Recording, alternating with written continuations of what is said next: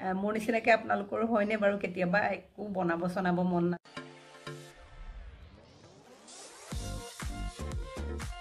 নমস্কাৰ দৰ্শকসকল, আকৌ এবাৰ মোৰ চেনেললৈ আপোনালোকক স্বাগতম জনাইছোঁ। আশা কৰোঁ সকলো ভালে আছে নিশ্চয়, আমিও ভালেই আছোঁ। আজি সেই অলপমান কাপোৰ কানি ধুলোঁ, ৰ'দটো খুব ধুনীয়া আছিলে সেইকাৰণে ধুলোঁ আৰু কিবা কিবি কাম কৰোঁতে কৰোঁতে এতিয়া 1টাই বাজিলে আৰু এতিয়া সেই লাঞ্চ বনাওঁগৈ ভাবিছোঁ। আমি দুজনীহে আছোঁ বৰ্তমান ঘৰত, গতিকে দুজনীৰ কাৰণে বনাম আৰু কিবা ভাগৰো লাগিছে, গতিকে আজি মানে ইমান বেছি নবনাম, পটককৈ কিবা এটা বনাই থ'ম। মোৰ নিচিনাকৈ আপোনালোকৰো হয়নে বাৰু কেতিয়াবা একো বনাব চনাব মন নাযায়, তেনেকুৱা লাগে ন কেতিয়াবা। সদায়নো কিমান বনাম আৰু, খালি ৰাতিপুৱাৰ পৰা ৰাতিলৈকে খালি কিটচেনতেই থকা যায়, গতিকে কেতিয়াবা অকণমান বনাবলৈও মন নাযায়।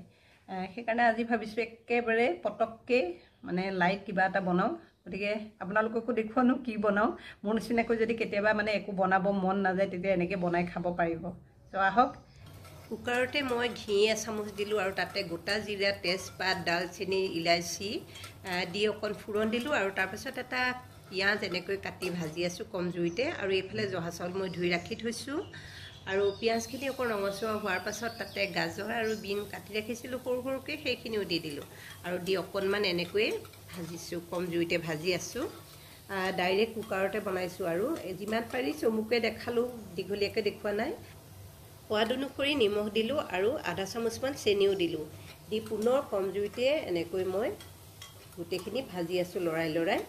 আৰু তেতিয়া খুব ধুনীয়া গোন্ধ এটা ওলাইছে আৰু গতিকে এতিয়া মই ইয়াতে দিম অকণমান চয়া চচ দিলে পোলাওটো বহুতেই ধুনীয়া হয়। আপোনালোকে ইতিমধ্যে গম পাইছে যে মই পোলাও বনাবলৈ লৈছোঁ বুলি, আৰু সেইকাৰণে চয়া চচ 1 চামুচমান দিলোঁ, দি আকৌ এনেকৈ কম জুইতে লৰাই লৰাই ভাজিলোঁ। আৰু এতিয়া মই আগতে ধুই তিয়াই ৰখা জহা চাউলখিনি তাতে দি দিলোঁ। এয়া চাউল দি দিছোঁ। জহা চাউলৰ পোলাও খাই খুব ভাল লাগে নহয়নে বাৰু?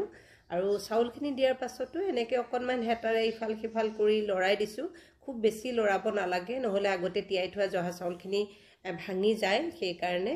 আৰু এতিয়া জোখ অনুসৰি মই পানী দিছোঁ আৰু পানী দি ঢাকনি বন্ধ কৰিম আৰু 2টা হুইচেল দি দিম, বছ হৈ যাব মোৰ ভেজ পোলাও। এয়া কুকাৰ বন্ধ কৰি গেছটো বহাই দিলোঁ আৰু এয়া 2টা হুইচেল দিয়াৰ পাছত চাওক মই খুলিলোঁ, মোৰ ভেজ পোলাও ৰেডি হৈ গ'ল। দেখিছেনে বাৰু? এনেকৈ মানে কম সময়তে কিবা এটা টেষ্টি খাবলৈ মন গ'লে এনেকৈ বনাই খাব পাৰি, হয়নে নহয় কওকচোন বাৰু?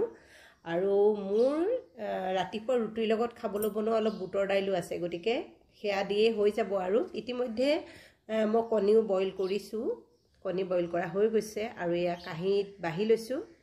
এনেকৈ বনাই আপোনালোকে মাংস, পনীৰ বা আন কিবা গ্ৰেভিৰ লগতো খাব পাৰিব, কিন্তু মোৰ কৈছোঁৱে আজি একদম লেজি খানা।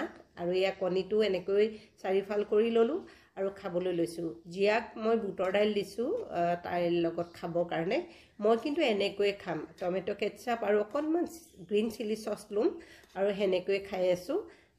খুবেই ভাল লাগিছে খাই পেলাই। আপোনালোকে যদি এনেকৈ দৌৰাদৌৰিকৈ কেতিয়াবা কিবা এটা টেষ্টি বনাই খাবলৈ মন যায়, এনেকৈ বনাই খাব পাৰিব। আৰু যদি বনাইছেও তেতিয়াহ'লে কমেণ্ট কৰি জনাবচোন। আৰু মোৰ ভিডিঅ'টো চাই কেনে পালে জনাব, ভাল পালে লাইক কৰিব, শ্বেয়াৰ কৰিব। আৰু যদি মোৰ চেনেলত আপোনালোক কোনোবা নতুনকৈ আহিছে, প্লিজ মোৰ চেনেলটো ছাবস্ক্ৰাইব কৰিব আৰু কাষত থকা বেল আইকনটো প্ৰেছ কৰি অল কৰি দিব। আৰু ফেচবুক পেজৰ লিংক ডেছক্ৰিপশ্যনত দিয়া আছে, ভিজিট কৰিবলৈ নাপাহৰিব। শেষলৈকে চালে বহুত বহুত ধন্যবাদ।